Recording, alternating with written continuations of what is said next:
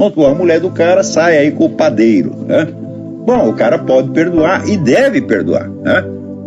Porque Jesus Cristo ensinou que a gente deve perdoar não 7 vezes, mas 7 vezes 70. E o sujeito não tem que provar que ele sabe fazer aquilo que ele já fez. Não tem mais homem nesse país, só tem boiola, é um negócio medonho.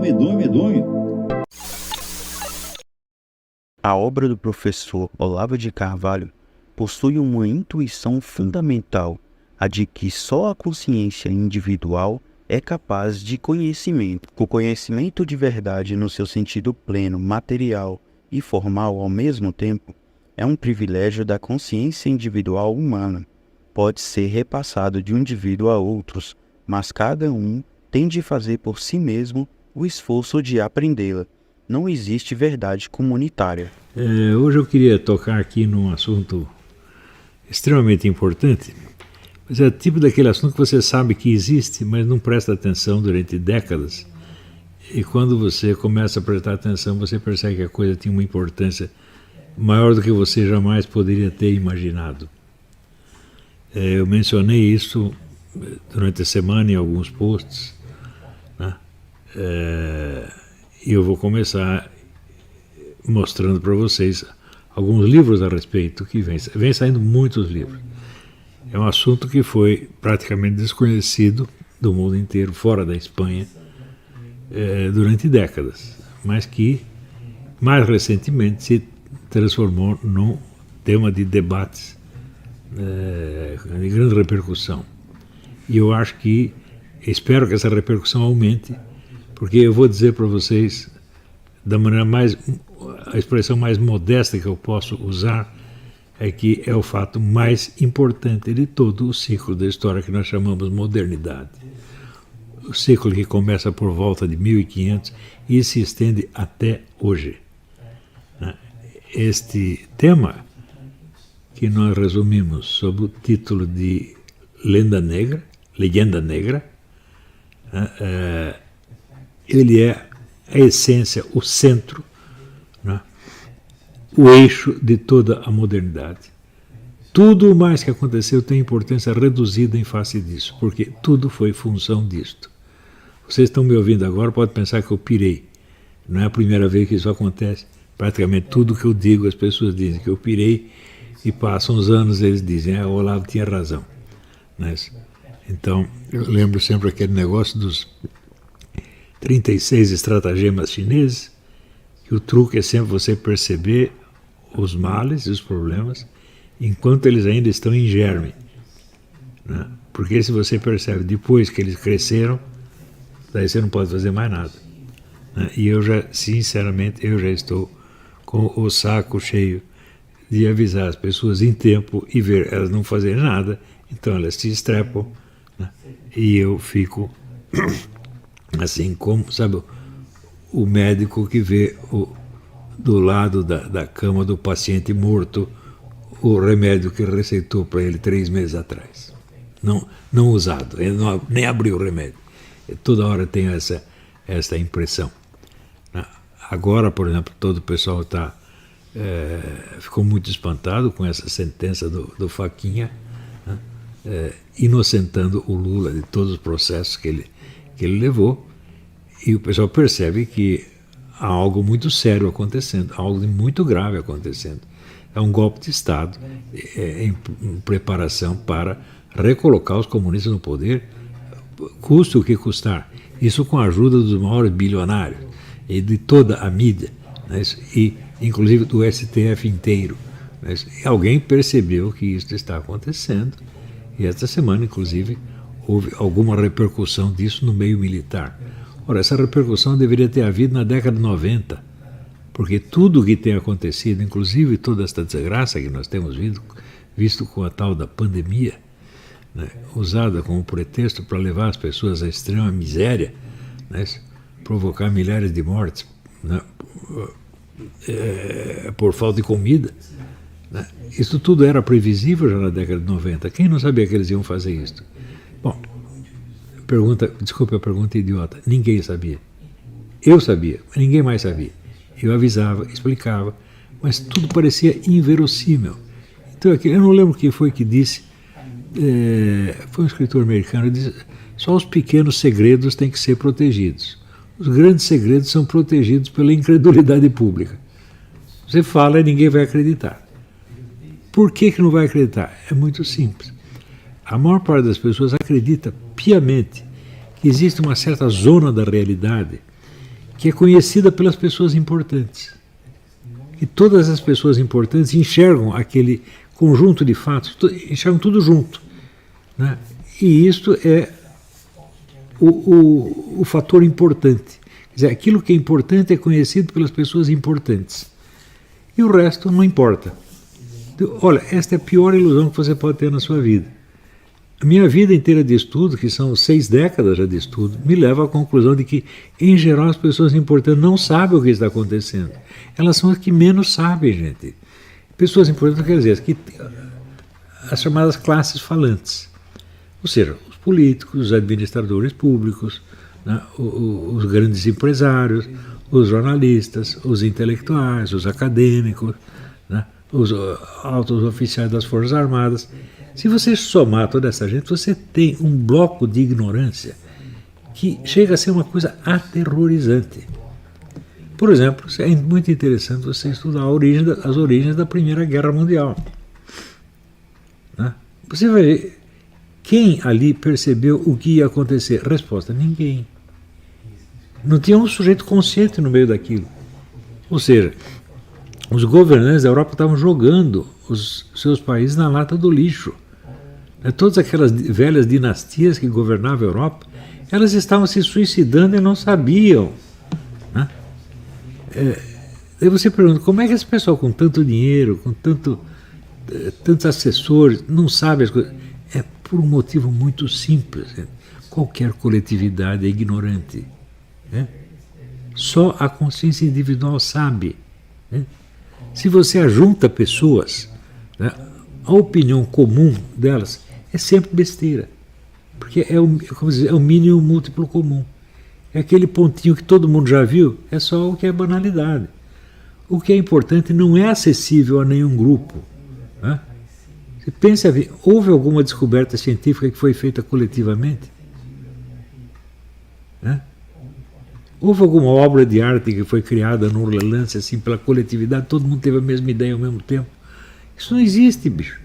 Só a individualidade humana é criadora, só a individualidade humana é inteligente, só a individualidade humana é consciente.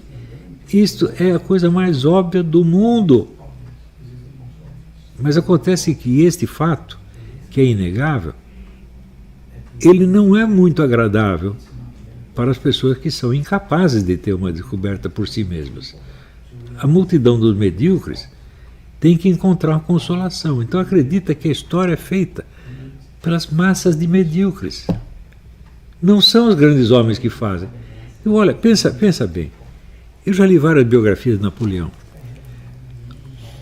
Você pega todos os fatores históricos presentes, fatores políticos, econômicos, militares, sociais, culturais, os fatores são sempre os mesmos. Tira o Napoleão do conjunto e vê o que acontece. Não acontece nada do que aconteceu. Ou seja, o único fator, né, que determinou a direção dos acontecimentos foi um único indivíduo. É fácil o historiador dizer, não, mas ele foi um produto das forças sociais do seu tempo. Então, junta todas as forças sociais de qualquer tempo, você não produz o Napoleão. O Napoleão foi Napoleão porque ele quis ser Napoleão. Não há outra explicação. Você vê a biografia do cara, desde pequenininho, ele queria ser um cara especial e foi um cara especial, pô. Ele não pedia conselho para ninguém, ele decidia tudo sozinho. Né?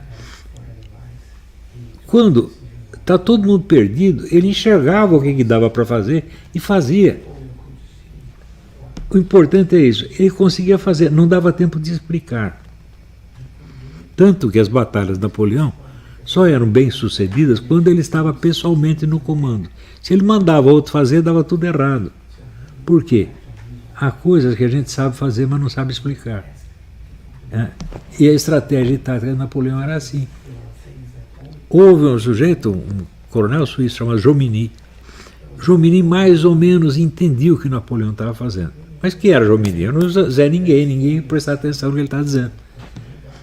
Então, veja, a estratégia napoleônica é um negócio tão genial, mas tão genial, que o simples fato dela existir já é um absurdo. Agora, ele conseguir transmitir isso a um grupo de oficiais, falam, mas de jeito nenhum, ele jamais conseguiria explicar o que ele estava fazendo. Não dá tempo. É a mesma coisa que você pegar, claro, você pega um grande maestro, pega o Otto Klemperer, né? Eu acho mal. Ele e o Franco Ferrara são os maiores maestros do século XX. Né? Agora, eu já li uma outra coisa do Otto Klemperer, eu entendi como é que ele fazia aquilo. Eu não entendi nada. Ele também não explicou e não conseguiria explicar. Tá entendendo? Então, tem coisa que o sujeito sabe fazer. Saber fazer, saber explicar, são duas habilidades. Pô, ter essas duas juntas, pelo amor de Deus, é uma raridade, não é possível. Então, eu cada vez mais acredito na teoria do Carlyle, que o fator importante na história é o homem excepcional, que ele chamava os heróis. O fator mais importante na história não é o fator econômico, social, cultural. Não, são indivíduos. Porque esses outros fatores, se não aparece um indivíduo para condensá-los e lhe dar uma direção, simplesmente não acontece nada. Se você juntasse todos os generais romanos, você conseguia fazer Júlio César? Não dá para fazer, meu Deus do céu. Né?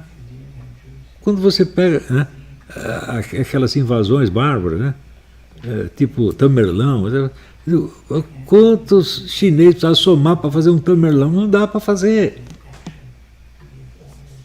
Então, e na esfera intelectual, na esfera do conhecimento, é a mesma coisa.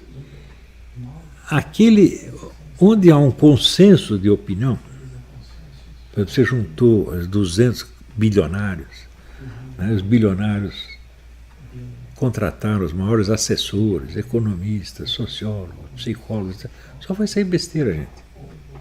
Né? Por quê? Nenhuma comunidade tem o poder de síntese que tem um cérebro individual.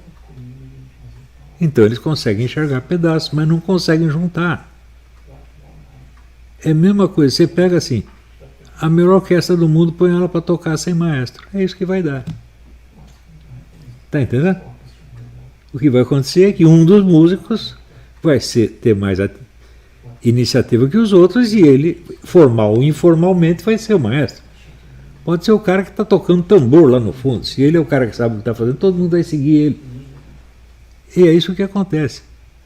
Então, isto aqui é uma coisa que eu quero que vocês metam na sua cabeça para sempre. Nunca esperem confirmação das suas opiniões da parte de nenhuma entidade coletiva, nem mídia, nem universidade, nem forças armadas, nem ministério, nem mesmo a Igreja Católica, meu Deus do céu. A Igreja Católica é infalível em matéria de doutrina e moral, mas ela não é infalível em matéria de diagnóstico histórico social. Ao contrário, o número de vezes que errou, se você pegar o Concílio Vaticano II, lê as coisas que o João XXIII esperava obter com o Concílio Vaticano II e obter tudo o contrário, e foi um erro monstruoso. Vamos renovar a igreja. Quase acabou com a igreja. Ele era burro? Não. Ele era um cara maligno? Claro que não. Mas acontece que, se você somar todo o concílio, né, o que vai sair dali? Só besteira. Pelo simples fato de ser um concílio. Porque o concílio tem duas alternativas. Ou ele segue a doutrina anterior, que foi dada pelo próprio Cristo, e se mantém ali direitinho e não inventa nada, ou vai fazer besteira. É uma coisa muito simples. E a doutrina do Cristo saiu da onde? Foi uma coletividade que inventou ou foi um cara? Deus Pai mandou quantos filhos para cá? 200, 300? Não mandou um, né? Deus Pai sabe o que faz. Então, esse um foi decisivo. Então, o próprio... Quando Moisés pergunta para Deus, quem é você? Ele diz, eu sou o eu sou. Ou seja, é a suprema individualidade, não tem dois. Ele não pertence a uma espécie. Está entendendo? Ele é a própria ação de ser.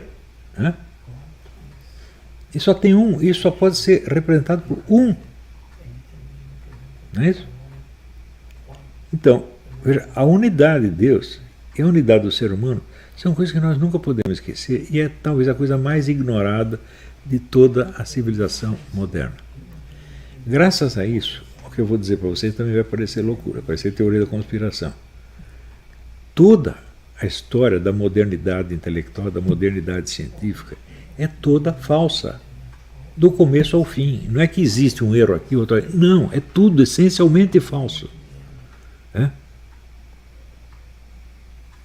Por exemplo, vocês sabem que eu estudei esse negócio de história da astrologia durante muitos anos. Eu sei o que foi a história da astrologia.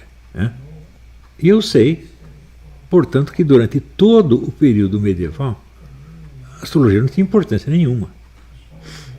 Havia um consenso geral de que os astros influenciavam, de algum modo, o ser humano. Mas ninguém se interessou em aprofundar. Só o único que se interessou em aprofundar foi São Tomás de Aquino. Escreveu coisas maravilhosas a respeito na Suma contra os Gentios, a respeito do qual eu dei vários cursos já na década de 80. Os outros não se interessavam pelo assunto. A astrologia não era assunto. Ela vira assunto quando? No início da civilização científica moderna. Então, quando os caras nos dizem, daí veio o renascimento científico e expulsou as superstições medievais e começou a era da racionalidade, isso é absolutamente falso. Aconteceu o contrário. Se você pegar o desenvolvimento que a filosofia medieval deu ao uso da razão humana, a filosofia seguinte não chegou nem a alcançar isso, eles não entendem.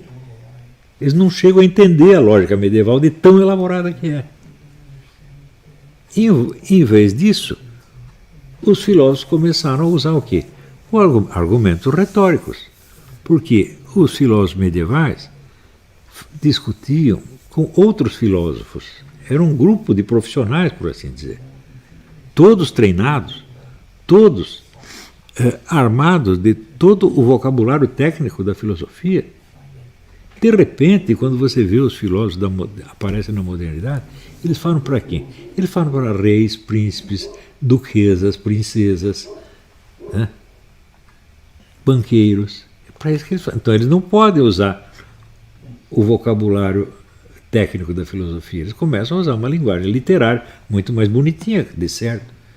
É mais agradável você ler René Descartes ou até Bacon do que você ler John Duns Scott, porque o John Duns Scott escreve para estudantes altamente preparados, não é para qualquer um.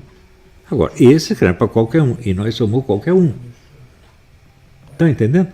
A hora que você começa a entender, o que me chamou a atenção para isso foi uma frase do Schelling, que ele diz que a passagem da filosofia medieval para a moderna foi uma espécie de infantilização. Eu li isso e falei, o que ele quer dizer com isso? Hoje eu entendo o que foi. Verdade, se você vai comparar John Duns Scott com Descartes, é uma infantilização. Você tinha um homem adulto, agora deve ter um moleque. Né? No entanto, a visão que as pessoas passam na universidade, no movimento editorial, na mídia, é exatamente o contrário. E quando você vai enfocar este assunto de hoje, que é a famosa lenda negra da Espanha, você confirma o que eu estou dizendo. Eu vou fazer algumas perguntas para vocês. Qual foi o primeiro lugar onde apareceram as teorias do capitalismo moderno? Espanha e Portugal. Tá? Qual foi o primeiro governo liberal democrático do mundo? Espanha. Qual foi o povo dos povos europeus que menos maltratou os judeus? Os espanhóis.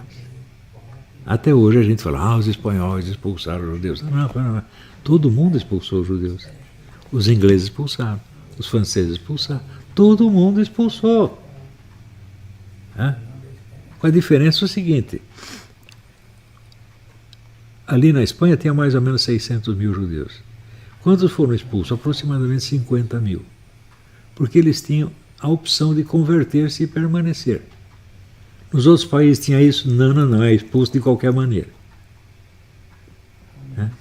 Também, os que eram expulsos da Espanha tinham a opção de vender os seus bens para não sair com uma mão adiante e outra atrás. Não tinha essa opção nem na Inglaterra nem na França. Expulsava o cara, você sai com uma mão adiante e outra atrás e está ferrado. E assim por diante. Quando você ouviu falar dessas coisas? Nunca. Sabe quando eu fiquei sabendo disso? Agora.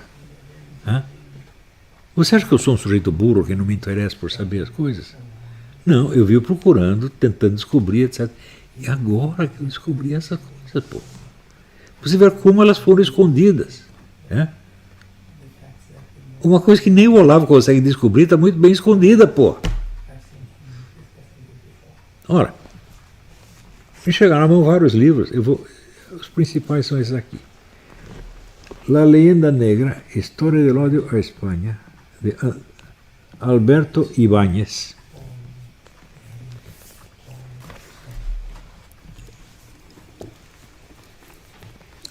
Esse aqui, que é uma obra-prima, Imperiofobia, em espanhol pronuncia Imperiofobia. Imperiofobia e Leyenda Negra, Maria Elvira Roca Barea. Isto é uma obra-prima, eu vou comentar daqui a pouco. E este aqui, de autor americano, Philip Wayne Powell, Tree of Hate, Propaganda and Prejudice Affecting United States Relations with the Hispanic World. E também este livro aqui, História de la Filosofía en España hasta el siglo XX, Mário Mendes Bejarano. Você vê, eu no começo da vida eu tive um certo interesse por filosofia espanhola, mas pela filosofia espanhola moderna, que surge ali a partir de Miguel de Unamuno e Ortega y Gasset. E a ideia que tinha é que a Espanha era filosoficamente era um nada, não existia filosoficamente. E daí, de repente, graças a esse senhor Ortega y Gasset, que recebeu um dinheiro do pai dele e foi estudar na Alemanha, ele volta e cria um movimento filosófico que floresce até hoje na Espanha, tem continuadores até hoje. Produziu várias pessoas brilhantes, como Julián Marías, José Gauss, José Ferrater Mora, uma infinidade de outros que continuam o trabalho até hoje. Eu não tinha ideia do que era a filosofia espanhola anterior. Dava a impressão que não tinha nada. Lendo este livro aqui, a Espanha tinha mais e melhores filósofos que a Inglaterra, a França e a Alemanha juntas. Foi tudo apagado. Como conseguiram fazer isso? É muito simples. A Espanha, por volta de 1500, era o maior império que já existiu no mundo. Vocês sabiam disso? Não, ninguém sabia. Era maior que o Império Britânico, maior que o Império Romano, maior que o Império Americano, maior que o Império Soviético, era maior que tudo isso. Pegava ali a Espanha, uma parte da África e toda a América Latina. E mais Portugal. Portugal foi dominado pela Espanha durante algum tempo. Mas como é que acabou isso aqui? Acabou, não foi militarmente. Militarmente os espanhóis eram muito superiores aos outros. Acabou na base da propaganda. Queimar a reputação dos caras, inventar a história contra eles. Isto foi uma operação de difamação que começa em 1500 e pouco e se prolonga até hoje.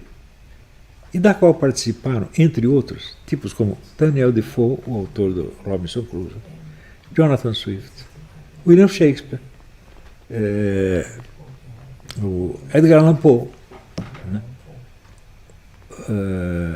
Ernest Hemingway, uma infinidade de gente. Não era Zé Mané, eram os maiores escritores, pagos pelo governo inglês para fazer isto.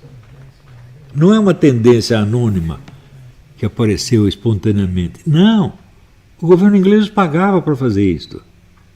Por quê? A Espanha era o principal concorrente dos planos imperialistas da própria Inglaterra. E os espanhóis, inicialmente, eles confiavam tanto na sua força militar que eles não perceberam o poder da propaganda. Eles não davam importância a isso. Eles achavam que isso aí é arma de fraco, é arma de pobre. Né? E a verdade não é assim. Ou seja, os espanhóis acreditavam naquela imensa estupidez que é a frase, a história escrita pelos vencedores. Né? A história nunca foi escrita pelos vencedores. A história é escrita pelos perdedores que querem mudar pela palavra o resultado obtido no campo das armas. Às vezes demora um pouco para os perdedores começar a fazer.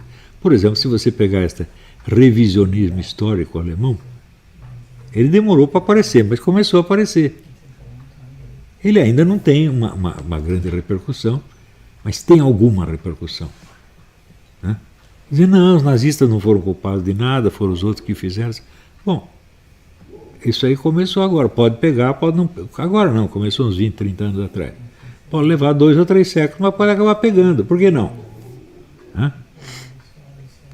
Então,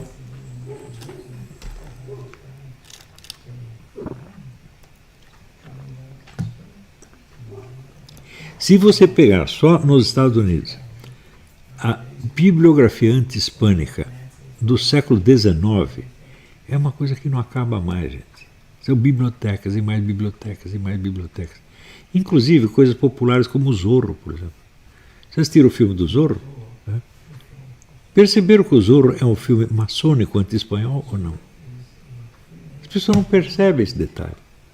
Mas o emblema maçônico aparece no onde devido os malvados são sempre os espanhóis. Mas, junto com isso veio a campanha anti-inquisição.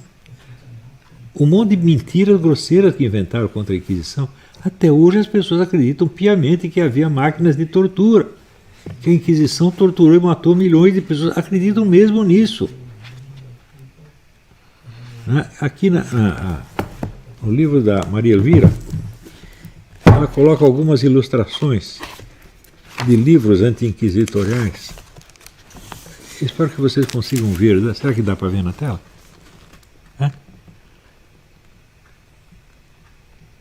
Aqui. A Inquisição escravizando mulheres para abusar sexualmente delas.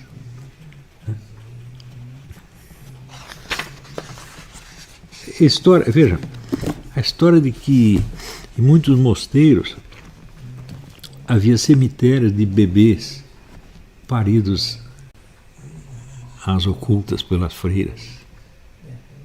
Essa história aparece no livro do Antônio Calado, Quarupi. É um livro de 1967, ou 6, brasileiro. Veja aonde a coisa foi parar. Veja a repercussão dessa coisa onde vai. Resultado, isto provocou na própria Espanha, entre os próprios espanhóis, um tremendo complexo de inferioridade que afetou até alguns dos maiores deles, entre os quais o próprio Ortega y Gasset. O Ortega y Gasset, ele tinha a consciência dele estar criando um movimento, uma espécie de um renascimento filosófico dentro de um país que é filosoficamente pobre, mas não era nada.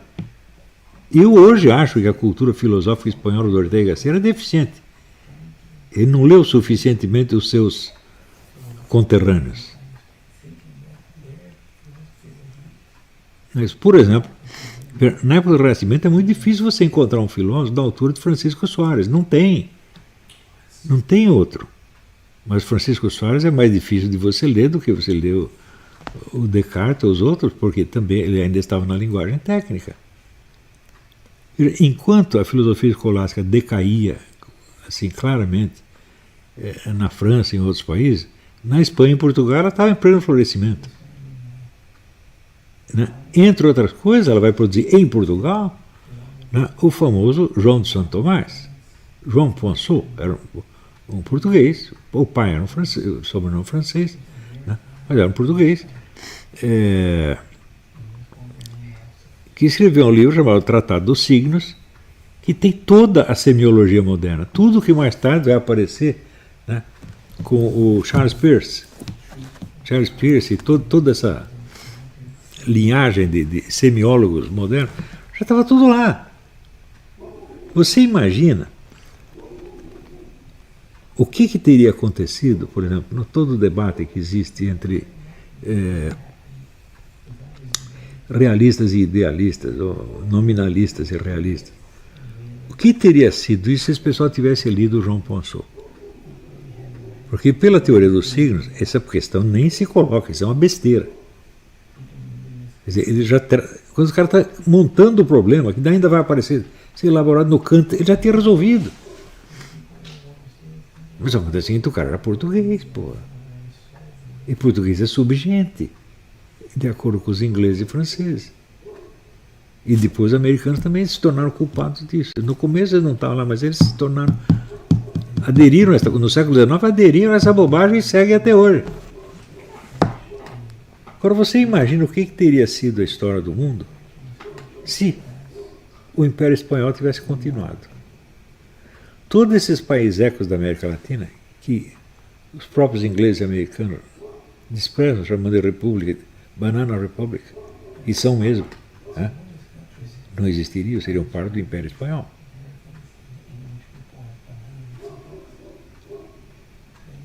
O que teria sido a história do mundo se, em vez, vamos dizer,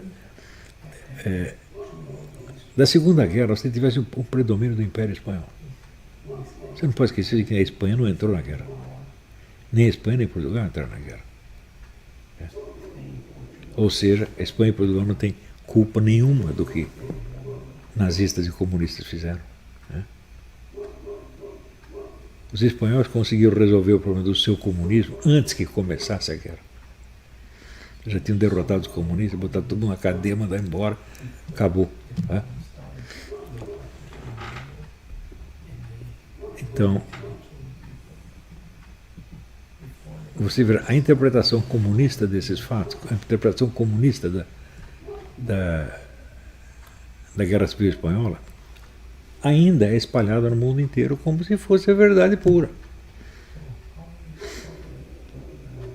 Então é o seguinte, acredito que havia uma república democrática e militares fascistas se rebelaram contra ela. E bom, peraí, do lado chamado nacional, contra o republicano, quanto por cento de fascista tinha? Nem 15%. Fascista não apitavam coisa nenhuma ali, em primeiro lugar. Segundo lugar, a eleição que constituiu a República, quem ganhou? Você tinha os monarquistas, os adeptos do governo então existente, e você tinha os republicanos que eram contra aquilo. Os monarquistas venceram com vitória arrasadora. E não se sabe por quê, até hoje ninguém sabe, o rei renunciou e foi embora. Entregou para a República. Certamente foi uma ameaça de morte, uma chantagem, alguma coisa assim. A eleição não foi. Não foi o povo espanhol que escolheu a República. A República foi imposta por um golpe. É isso? E quem se rebelou contra ela não foi nenhum fascista, foi simplesmente o que eles diziam na época, o povo que não quer morrer.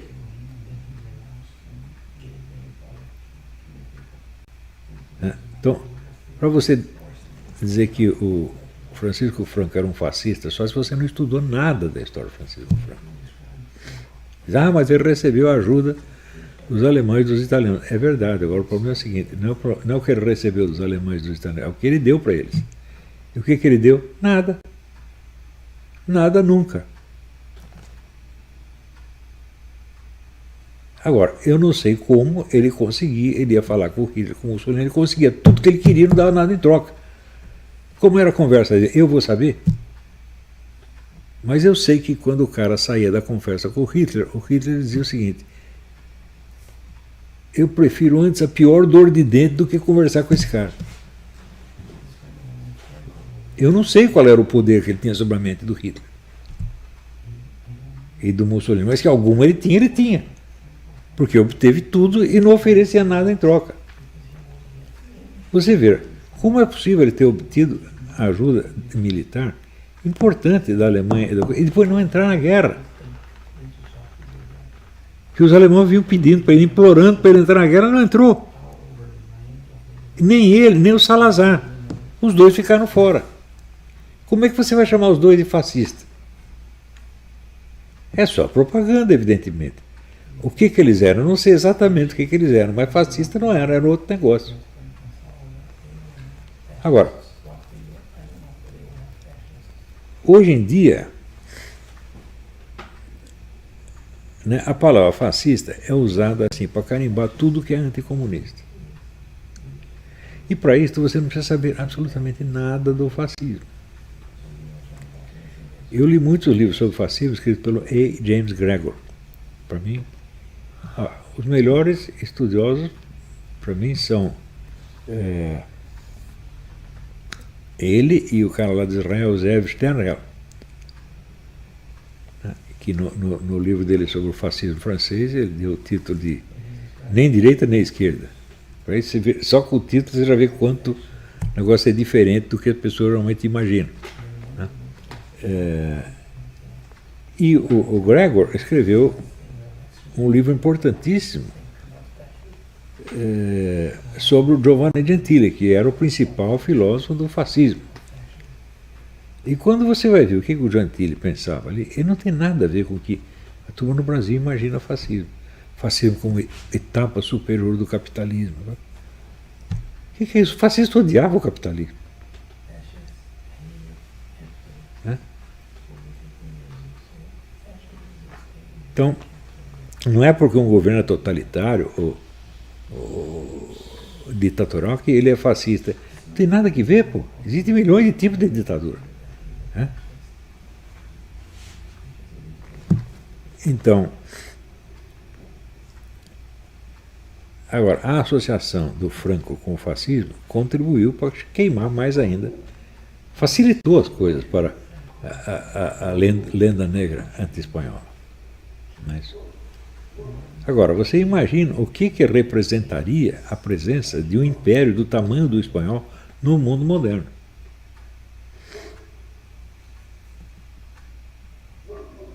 Se você não tivesse, por exemplo, né, a presença inglesa. Se você for ver o que os ingleses fizeram com os Boers, né, na África do Sul, é um negócio horrível. Os ingleses são pioneiros em matéria de genocídio. Né? Na própria Segunda Guerra, quem foi que começou o bombardeio de população civil?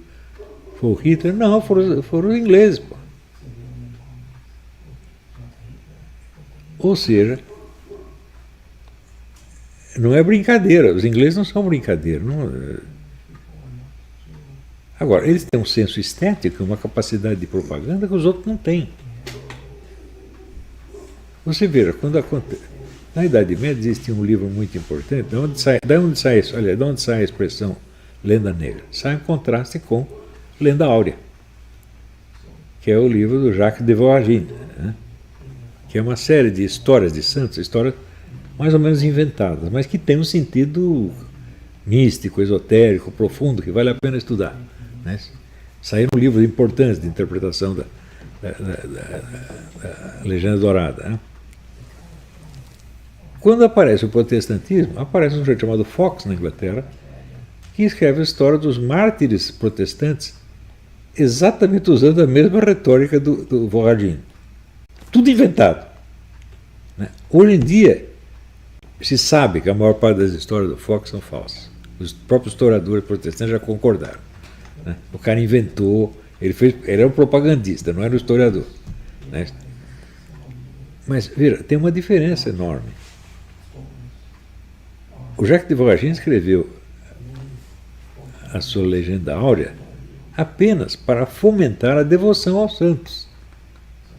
Ele não estava escrevendo contra ninguém. O livro do Fox é uma arma de propaganda anticatólica. Uma coisa é você mentir porque você inventou uns negócios bonitos, etc. Outra coisa é você mentir para queimar a reputação do outro. Então você entende esse livro do Fox, que tem gente que adora até hoje? Não, esse livro foi um jogo de propaganda muito sujo. E isso pega até hoje. Por que essas coisas pegam? Por causa daquele motivo que eu falei no início. As pessoas acreditam que existe uma área de acontecimentos importantes que as pessoas importantes conhecem. Quem que você considera importante? Depende de quem é o seu círculo social de referência. Se o seu círculo social de referência é uma determinada igreja, então são os padres, pastores daquela igreja que são os caras importantes para você. E você acha que eles sabem alguma coisa? Não, eles não sabem, gente. Porque nenhum círculo desse tipo sabe nada. O fato é o seguinte, é só a inteligência individual é que é um órgão confiável. Então é a mesma coisa, existem duas fontes, tem você e Deus. Se você gostou do vídeo, deixe seu like e se inscreva no canal.